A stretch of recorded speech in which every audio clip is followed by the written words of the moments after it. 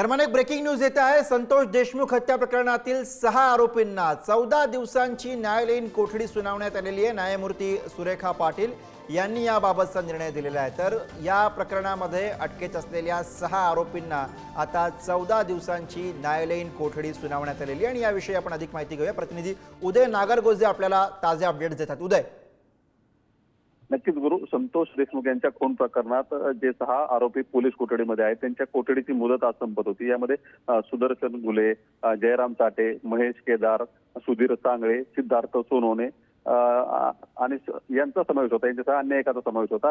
या सर्वांना आज न्यायालयासमोर हजर केलं होतं बीड येथील। तर आयोगाकडून अशी मागणी करण्यात आली एमसीआरची, त्यानुसार न्यायालयाने ही मागणी मान्य केली असून आता या सर्व 6 आरोपींना सध्या न्यायालयीन कोठडीत ठेवण्याचे आदेश न्यायमूर्तींनी दिले आहेत।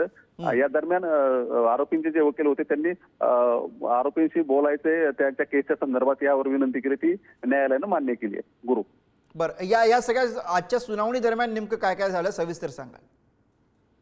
नक्कीच या प्रकरणात युक्तिवाद होणं अपेक्षित होतं, परंतु तपास अधिकारी जे आहेत त्यांच्याकडूनच एमसीआर बाबत मत व्यक्त करण्यात आलं। त्यामुळे कुठल्याही प्रकारचा युक्तिवाद या ठिकाणी झाला नाही।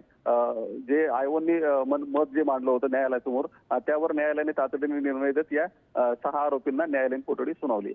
उदय, धन्यवाद या सगळ्या सविस्तर माहितीसाठी।